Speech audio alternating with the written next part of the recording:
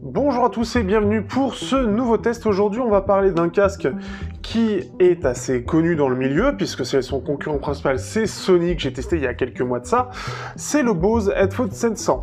Pour le coup, j'avais envie de le tester pour me faire une idée et voir ce que vaut Bose, parce que les références à l'heure actuelle, c'est Sony et Bose. Et ce qui fait qu'heureusement, j'ai de quoi comparer. Donc en plus de ça, vous allez avoir un comparatif assez complet avec le Focal Listen Wireless Sennheiser, donc Momentum 3, et donc le Marshall Monitor 3, donc un peu dans la même gamme de prix pour les deux derniers, avec ANC, etc. Donc ça va être assez complet. Malheureusement, j'ai plus le Sony, mais j'ai bien le son en tête encore, puisqu'il m'avait pas mal marqué. Il est vendu en un peu plus de 300 € aujourd'hui, il a un petit peu baissé par rapport à son prix de sortie, et se retrouve face au Sennheiser en termes de prix, puisque voilà, Sennheiser 330 €, lui il est à peu près à 310-320 €, donc on est sur des prix assez proches, et c'est un casque très intéressant.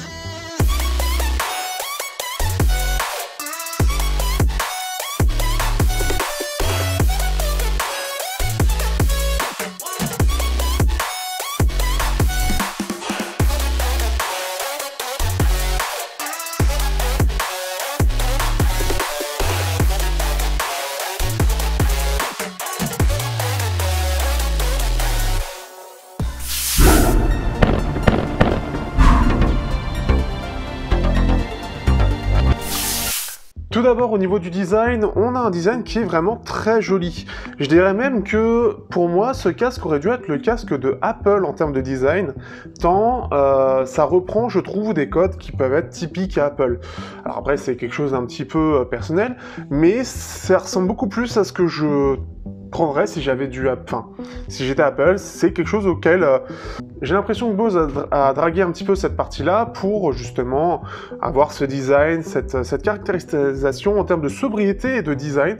On a quelque chose qui est vraiment tout en rondeur, qui pour le coup est aussi en métal, avec vraiment, je trouve, vraiment, c'est vraiment la sobriété qui le caractérise. On a cet arceau qui est vraiment très joli, avec toute cette bande en caoutchouc qui commence vers le bas de l'arceau pour faire tout le tour. On l'a même au-dessus pour un petit peu de design, mais ça reste vraiment très léger. L'ensemble est d'ailleurs est en métal, l'ensemble de l'arceau, la base de l'arceau. Après, autour, c'est du plastique pour des contrôles tactiles. On en reparlera dans la partie fonction, justement. On peut malheureusement par contre pas le replier, et ce que j'aime bien, c'est qu'ils ont un petit peu repris le système de Sennheiser avec cet effet en fait d'écouteur qui est coulissant. Enfin, j'ai plus le nom, ce qui fait qu'en gros, on fait coulisser le long de cette partie, alors qui est délimitée par le fait, donc déjà que ça puisse tourner, par cette petite encoche, on va dire, entre les deux parties de l'arceau, et ce qui fait que ça fait vraiment très joli et très design, puisque ça donne un effet où c'est juste posé, c'est tout simple, c'est tout bête, et ça fait un peu comme le Sennheiser. On n'a pas cet effet où on a l'arceau qui tient le pavillon, j'ai retrouvé le mot, le pavillon. Donc ça, c'est vraiment déjà une chose en termes de design que je trouve hyper travaillée, très jolie, très réussie. On peut voir après au niveau de la gestion de l'ANC, donc les divers micros tout autour qui sont assez larges et assez voyants, mais dans l'ensemble, ça ne gâche pas le design. Pour savoir la gauche et la droite, c'est à l'intérieur. On a de façon assez subtile, en tout cas dans la version que j'ai, qui est gris et blanc, le L et le R d'affiché, ce qui fait que ça reste vraiment très discret. Au niveau des boutons, on en reparlera après, on n'a que 3 boutons pour gérer de façon physique les commandes, mais ça reste assez simple puisqu'on a juste un bouton des favoris pour la gestion de l'ANC notamment. On va avoir un bouton pour l'assistant et un bouton pour l'allumer et le pairage. Ça reste très simple et très limité, on va dire. Le reste est au tactile avec en fait la partie avant du pavillon qui permet donc de jouer avec, et qui est plutôt sympa d'ailleurs. On peut remarquer aussi une autre chose qui fait que ça ajoute un petit peu dans la sobriété, le fait que donc on a une prise 2,5 mm, contrairement à Sennheiser, pas besoin de le clipser, donc ce qui fait que ça ajoute un côté plus sobre encore, puisque c'est vraiment un tout petit trou pour le coup, et on a de l'USB-C avec le micro juste à côté, et dans l'ensemble en fait voilà, c'est vraiment d'essayer d'être le plus sobre possible, tout en étant le plus complet, et c'est vraiment pas mal. Au niveau du confort, alors j'ai pas testé le Bose Quiet Comfort 2 qui est apparemment plus confortable que celui-là, mais celui-ci est vraiment très confortable. Il est plutôt léger, mais apparemment moins que le Quiet Comfort, mais bah, forcément plus léger que le Sennheiser et le Marshall ici. Donc, mais par contre, bah, il est reste quand même vachement... il fait vachement léger sur la tête, c'est bien équilibré dans l'ensemble, on le ressent pas vraiment et on l'oublie assez vite. D'ailleurs, les pads sont très doux, et ce qui fait que vraiment on l'oublie très vite sur la tête, ce qui est un point très très positif. J'avais ressenti un peu la même chose avec donc, le Sony, qui est pour le coup encore plus léger et qui s'oublie encore un peu plus, je trouve, ainsi que, pour le coup moins cher, les Anker Soundcore Life Q30, qui ont un peu ce même aspect. Sauf qu'ici on est sur une qualité plus premium, et ça arrive à allier le confort quand même, et ça c'est très très fort.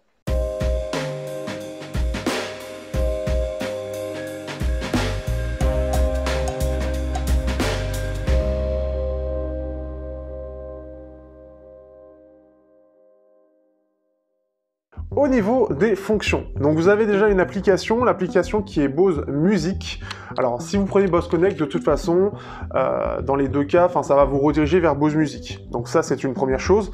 Bose Music qui est une grosse application de plus de 100 MO quand même, qui est quand même très très grosse, et qui en plus de ça nécessite un compte pour se connecter. Donc par exemple moi je l'ai lié à Facebook, ça existe déjà, sinon il faut se créer un compte Bose, et c'est aussi avec Sign In with Apple. Par contre il n'y a pas Google, ce qui est un peu étonnant, mais c'est un choix. Après, encore une fois, je pense qu'il y a cette identité Bose Apple qui est assez proche, en tout cas au niveau casque. C'est l'impression que ça me donne, et ça la renforce avec cette idée-là. Dans l'application, donc ça va permettre de mettre à jour automatiquement le casque, et vous allez avoir quelques petites fonctions classiques. La gestion des favoris, comme je disais, vous avez un bouton favori, où vous allez pouvoir gérer notamment l'ANC sur les différents niveaux, par exemple. Vous avez aussi un égaliseur qui n'était pas présent au départ lors de la sortie, qui a été ajouté après. Par contre, le Bose AR, en réalité augmentée, alors oui, ça, Bose AR, n'est plus présent. Donc lui, il a disparu, peut-être parce qu'il n'y avait pas de contenu, ou que ça n'avait pas de réelle utilité pour eux. Et pour finir, globalement, après, vous avez la gestion des commandes, les informations, et la partie batterie, en tout cas de ce qui est annoncé en termes de batterie.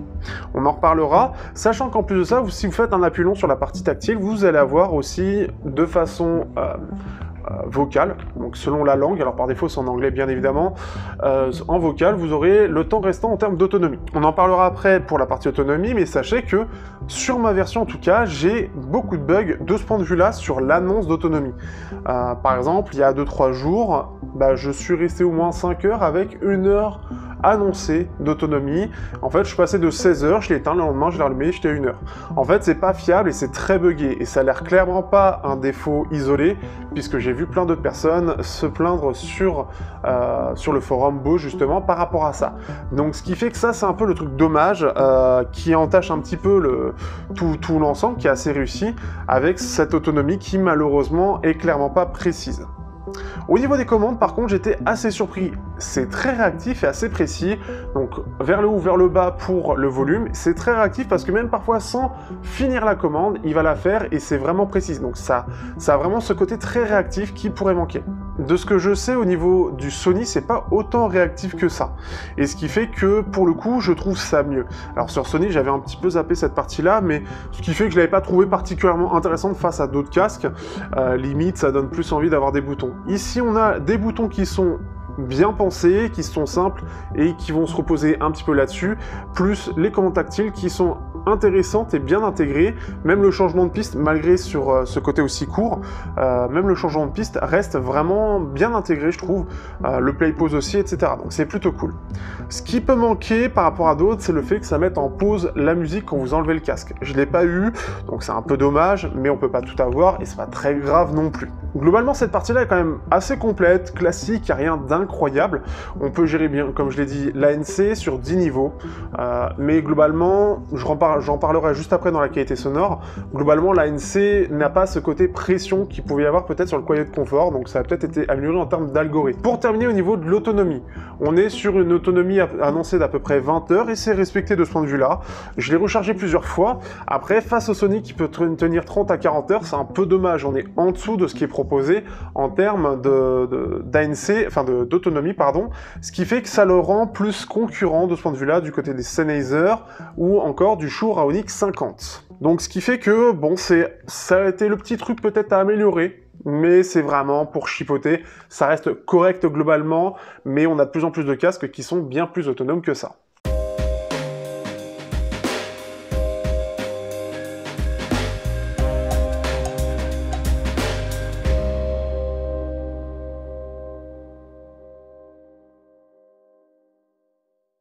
Parlons maintenant de la qualité sonore. Avec ces drivers de 40 mm, Bose améliore un petit peu la qualité de son par rapport au Bose Quiet Comfort, selon les tests que j'ai vus, notamment des numériques, qui a pu comparer les deux. Moi, comme je l'ai dit, je ne pourrais pas comparer au Bose Quiet Comfort, premièrement. Au niveau des micros, je n'en parlerai pas non plus, parce que, tout simplement, je ne le fais jamais.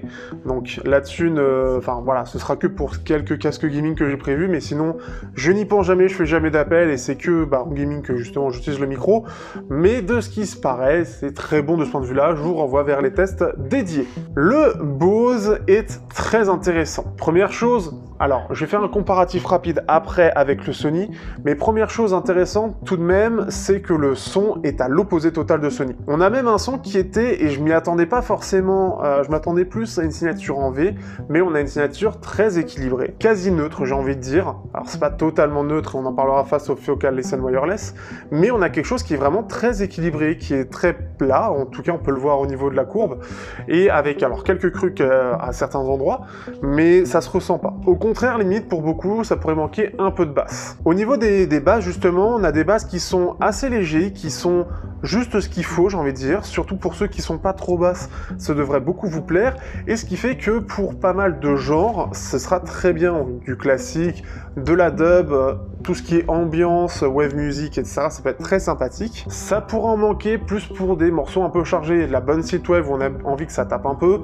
ou encore du côté du métal, où clairement en fait on sent qu'il y a un manque de basse, et ça va se répercuter sur le reste. Après vous avez toujours l'égalisation, qui d'ailleurs se comporte un peu comme ce que propose Sennheiser, avec juste la gestion basse, médium, aigu, donc là vous avez juste à mettre à fond au niveau des basses sur 10 pour avoir quelque chose d'un peu plus fun.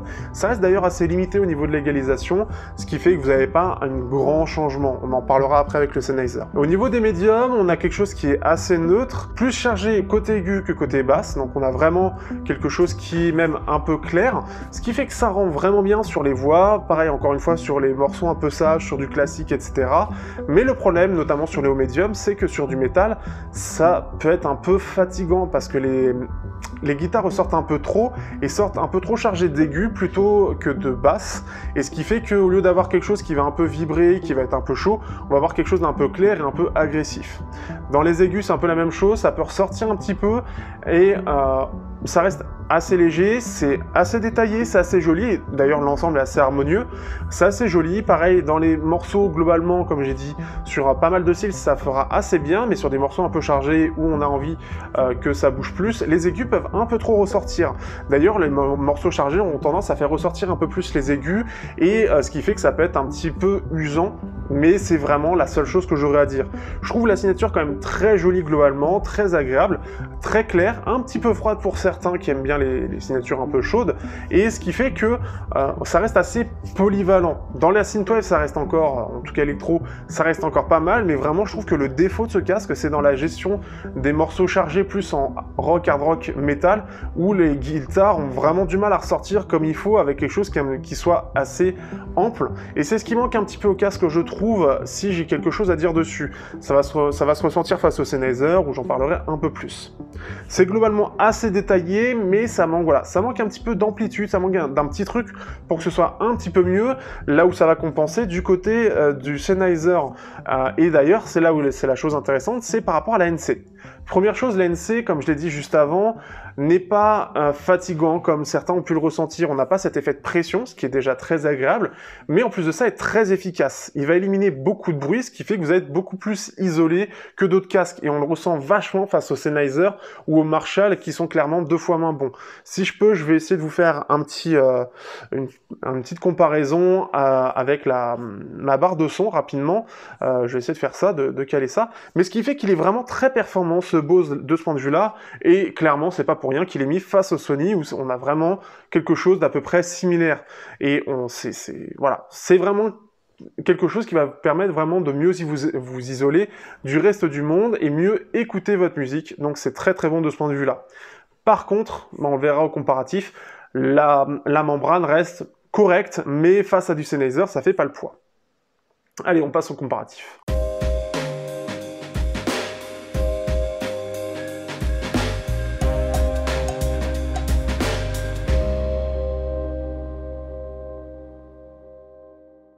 Au niveau du comparatif, je vais comparer rapidement au Sony, ça reste quand même un peu loin, donc ce sera un peu imprécis, mais je préfère largement ce que propose Sony avec, Bose par rapport au Sony en termes de signature, en termes de qualité sonore. Apparemment, la membrane des Sony, le driver des Sony est meilleur, notamment au niveau de la pression des aigus. Ici, même si elle est meilleure, je trouve que la signature sonore en elle-même est tellement basseuse qu'elle étouffe globalement les médiums et les aigus, ce qui fait que j'apprécie pas du tout et il est très peu polyvalent de mon goût.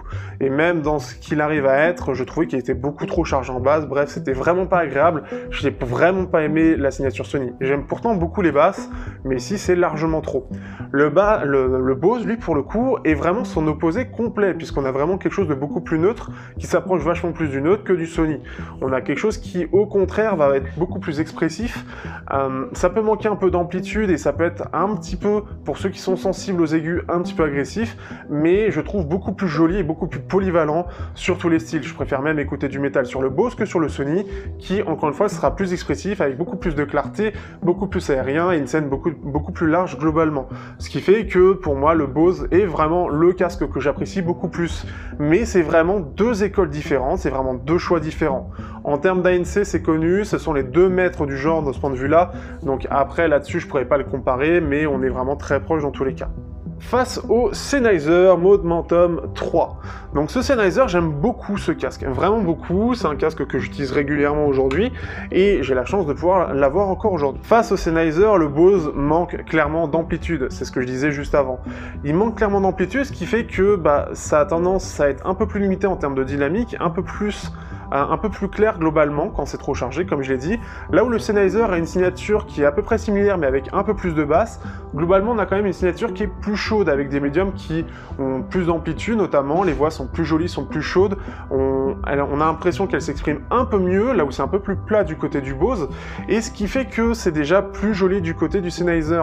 Le Sennheiser par moment, et notamment quand la réduction de bruit est active, a parfois un peu trop de basses qui vont se présenter, donc après ça peut dépendre encore une fois des goûts, mais même sur des musiques un peu synthwave, là où le Bose sera un petit peu plus léger et délicat, on va dire, le Sennheiser a tendance à beaucoup plus s'exprimer avec des grosses basses. Mais sur du métal, en fait c'est le plus polyvalent je trouve des casques d'ailleurs, et beaucoup plus technique au niveau de la membrane, ce qui fait qu'on a des aigus et des médiums beaucoup plus jolis, beaucoup moins agressifs, et qui sont un peu plus discrets, ça ressort un petit peu moins que le Bose, ce qui fait que, c'est là où la différence avec le Sennheiser et le Bose se fait.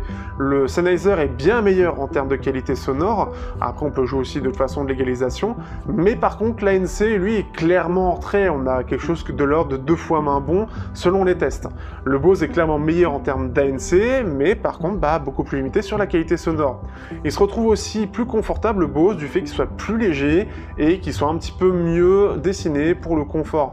Là où le Sennheiser aura tendance un petit peu, la gestion en fait, leur nouvelle gestion sur le Momentum 3 de ce système-là, qui vient du Momentum 1 et 2, et je trouve un peu plus lâche que le premier, que le Bose, et ce qui fait que ça a tendance à s'appuyer un peu trop sur vos oreilles. Donc sur les longues sessions, ce sera un peu plus compliqué, mais globalement, c'est quand même très bon du côté du Sennheiser. Du côté du Marshall, quand je le compare, je vais le comparer au mode rock en termes d'égalisation, que j'avais beaucoup apprécié dans mon test, et je vous conseille d'aller le voir aussi.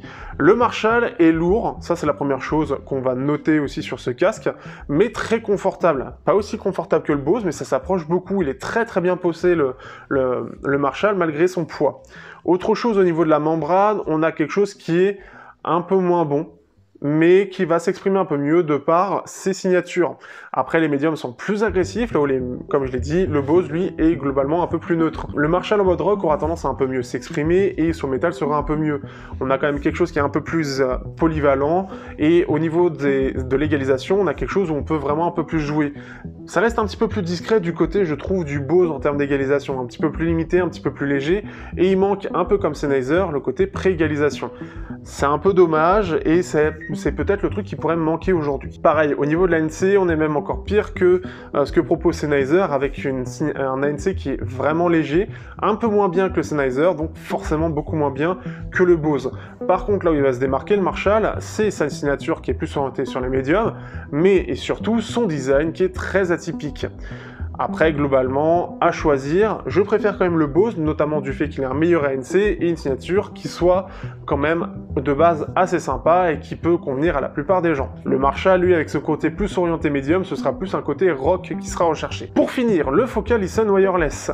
C'est le petit dernier, alors déjà il est moins cher, tout plastique, un peu vieillot et en plus de ça en micro USB. On a une autonomie qui est à peu près similaire, d'ailleurs le Marshall lui a une bien meilleure autonomie au passage. Mais donc le Focal-Listen Wireless est un peu vieux, il date de 2016 si je dis pas de bêtises, donc il a 4 ans, mais il se défend encore et à son prix il est quand même très intéressant. On est à une 100-120 € face aux 320, c'est très différent. Mais le Focal s'est toujours démarqué de par sa qualité au niveau du driver. Assez neutre pour le coup, mettant un petit peu plus en avant les aigus, ça se ressent face aux Bose. Les Bose ont un peu plus de basses qui se mettent en avant, et on sent les aigus un petit peu plus agressifs parfois du côté du Focal. Mais ça a une meilleure amplitude dans l'ensemble, ce qui fait que le Focal, même sur du métal, se comporte mieux que le Bose. Malheureusement, le Focal, lui, n'a pas d'ANC, il a une très bonne gestion passive du bruit, mais à peu près pareil que le Bose. Donc ce qui fait qu'on a quelque chose qui est un peu similaire, sauf que le Bose, une fois que c'est actif, c'est carrément meilleur. Donc après, c'est un choix, après c'est un choix de budget aussi, mais le Focal reste encore une très bonne... un très bon driver, il y a un très bon driver dedans, pour pas très cher, et on arrive quand même à égaler quasiment du Bose. Sans ANC certes, mais si c'est vraiment purement la recherche sonore que vous voulez, bah clairement il y a encore ce choix qui est très pertinent. Et il fait très bien l'affaire, il fait très bien le taf. Ce qui fait que, voilà un petit peu pour ce comparatif. Dans l'ensemble, c'est clairement pas le plus technique, mais il est très équilibré dans un petit peu tout, que ce soit sur le confort, sur l'ANC où il est bien meilleur, et sur la qualité sonore où on a un parti pris assez équilibré, mais qui va convenir à la plupart des genres, à part quelques genres où ça peut buter un peu plus. On a quelque chose qui s'exprime plutôt bien, j'ai trouvé quand même très joli en termes de son face aux autres, mais il y a des moments où je me dis, ah tiens, sur une synthwave ça manque un peu de basse, ou ah tiens, ouais, le métal, les guitares, l'ensemble ça fait trop clair, ça s'exprime pas assez, c'est vraiment là-dessus où je trouve que le Bose a un peu plus ses limites en termes de driver. Les détails globalement sont plutôt sympas, même si le Sennheiser je trouve fait un peu mieux avec un driver qui est forcément plus technique, et des aigus qui ressortent pourtant moins. On a une meilleure restitution, on a une scène qui est très large aussi, là où le Bose devrait avoir un petit peu mieux, mais techniquement il est un petit peu plus limité. C'est un choix en soi, mais ce qui fait que dans l'ensemble on a quand même quelque chose qui est très bien pensé dans tout.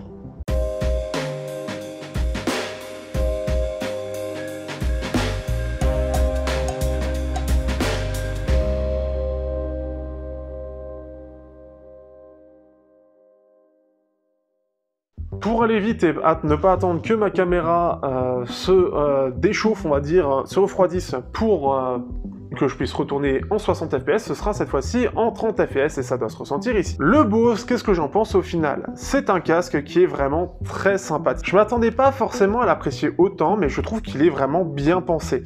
Il est bien pensé déjà en termes de design, que je trouve vraiment très réussi et très joli. Il est très léger, très confortable, et c'est déjà des points vraiment très importants chez beaucoup de monde. Et là-dessus, il gagne des points.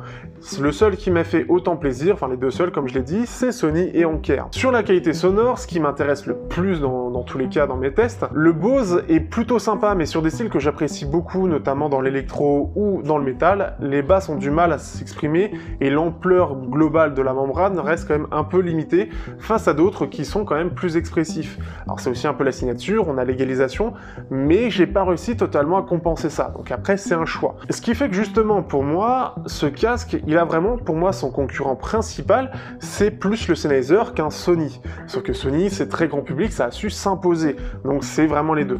Si je dois dire face au Sony, le Sony c'est extrêmement basseux, c'est vraiment plus pour de l'électro, mais ça reste très fermé, je trouve, beaucoup plus qu'un Bose, en termes de polyvalence de musique. Je trouve que justement tout le reste est tout fait, et j'ai beaucoup de mal à comprendre, personnellement en tout cas, pourquoi les gens apprécient autant le Sony, alors qu'on a vachement de basse, on a assez peu de clarté je trouve, une scène qui est pas très large, j'ai du mal, mais c'est très personnel. Le Bose a pour moi beaucoup plus de ça respire beaucoup plus, ça s'exprime beaucoup plus et c'est beaucoup plus joli à écouter. J'ai quand même apprécié beaucoup l'utiliser, j'ai même apprécié à l'utiliser en jeu, et d'ailleurs il s'exprime bien en jeu, hein. C'est assez cool, on peut vraiment jouer avec le côté spatial en jeu. Mais ce qui fait qu'il est très sympathique et globalement, sur la plupart des genres, il va quand même bien passer. C'est vraiment sur ces petits points, comme j'ai dit, électrométal, où ça va bloquer. Et en plus de ça, pour l'ANC, bah, c'est l'un des rares à faire quelque chose de vraiment très très bien. Il y avait aussi le Jabra Elite 85H, rapidement j'en fais un point. Mais clairement, face au Bose, le 85H est inférieur en termes de qualité sonore. J'avais vraiment pas aimé la qualité des aigus. Ici, on a quelque chose qui est quand même bien mieux.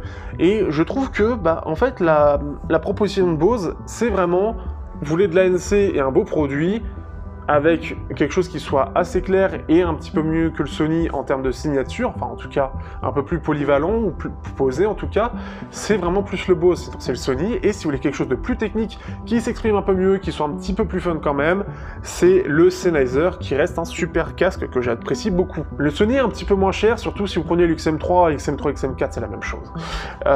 Vous avez ça, sinon vous avez le Sennheiser qui est à peu près au même prix, et le Bose, voilà, dans les 310-320 €. Vous pouvez passer d'ailleurs par le lien dans la description, ça me ramène des commissions pour ceux qui achètent, même si vous achetez pas le Bose et que vous achetez d'autres choses, c'est toujours une aide qui est le bienvenu et qui permet de financer d'autres choses. Ce qui fait que, voilà pour le test du Bose, en tout cas c'est un casque que j'apprécie beaucoup, j'espère juste que le bug de batterie sera enfin résolu à un moment donné, parce qu'il est vraiment très très cool, et on se dit à bientôt pour un prochain test. N'hésitez pas aussi à venir dans le Discord pour venir vous amuser, on commence à être beaucoup maintenant, puisqu'on est près de 300, et une communauté qui est assez active, hein. Tous les jours c'est très active, entre l'audio, le smartphone, les PC, etc. Ça commence un petit peu à s'organiser d'ailleurs, pour un petit peu mettre un petit peu plus les formes sur ce Discord. Donc n'hésitez pas à venir, c'est très bon enfant, très agréable, avec plein de gens qui sont de bons conseils. Sur ce, je vous dis à bientôt pour un prochain test sur Technoid.